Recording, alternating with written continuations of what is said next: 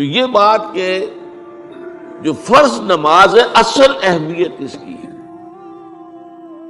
ہمارے ہاں عام طور پر مذہبی حلقوں میں اور خاص طور پر جو ذرا متصوفانہ انداز کے رنگ کے لوگ ہوتے ہیں، وہ فرض کو تو بس ایسے ہی ادا کر لیتے ہیں کہ جیسے بس اس کی کوئی اہمیت نہیں ہے، بلکہ بعض لوگ وہ بھی ہیں کہ جو فرض کو ترک کر دیتے ہیں۔ نوافل پر سارا زور، صرف رات کی نماز پر زور دیا جا رہا ہے۔ فرض نمازوں یہ ہم نے دیکھے ہیں، ایسے لوگ بالفعل دیکھے ہیں۔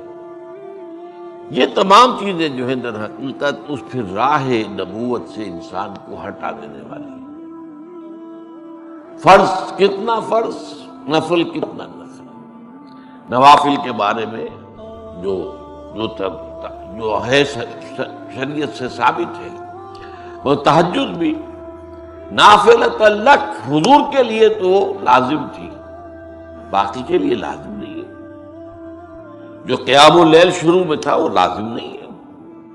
ہاں رمضان مبارک میں اس کی تشویق ہے، ترغیب ہے، وہ خاص ایک مہینہ ہے، اس میں دن میں کھانا پینا جو ہے وہ حرام کیا گیا، تو رات کو 2/3 رات یا 1/3 کم سے کم 1/3 رات جاگو اللہ کے قرآن کے ساتھ، اللہ کی کتاب کے ساتھ۔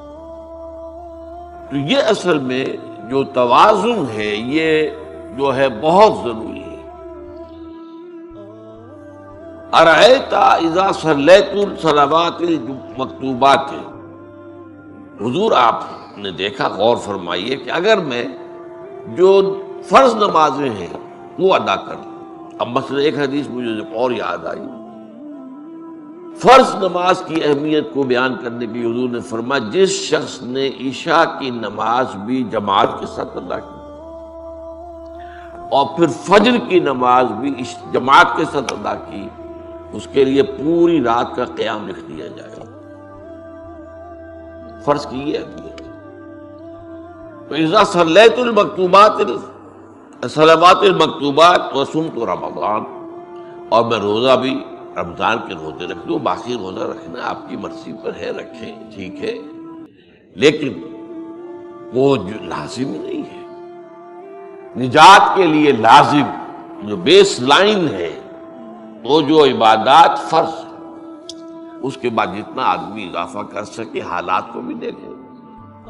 بعض حالات ایسے ہوں گے کہ اس میں اصل اہمیت جہاد کی ہو جائے گی، قتال کی ہو جائے گی۔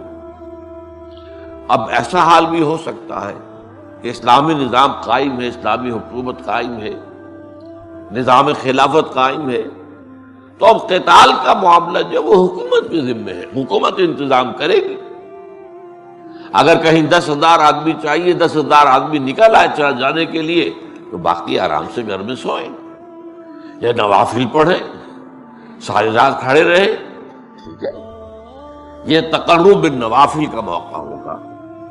لیکن اگر اللہ کا دین جو ہے وہ مغلوب ہے، پامال ہے، اسے پاؤں تلے رودا جا رہا ہے، شریعت کی دھجیاں بکھیری جا رہی ہیں، اوامر کا استہزاء ہو رہا ہے، اور جو منکرات ہیں ان کی تبلیغ ہو رہی ہے، اس وقت آدمی نوافل میں لگا رہے، وہاں تو فرض ہو جائے گا امر بالمعروف نہی عن المنکر، جہاد، اس کی جو بھی تقاضے ہوں، اس وقت سارے تقاضے اس کو بیان کرنے کا موقع نہیں ہے، اس وقت اصل شے وہ ہوگی۔ اس فرض کو ترک کر کے نوافل میں لگیں گے، یہ نوافل منہ پر دے مارے جائے۔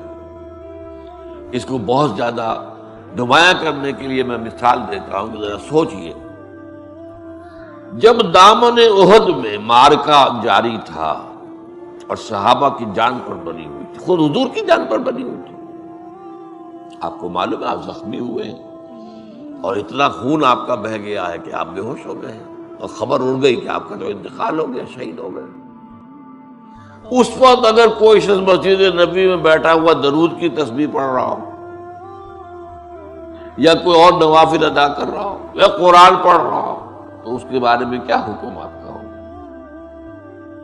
پکا منافق، حالانکہ کام تو وہ اچھے کر رہا۔ درود کی کتنی فضیلت آئی ہے، اور نوافل ہے، یا قرآن کا پڑھنے کا ایک ایک حرف کا 10 نیکیوں کا ثواب ہے۔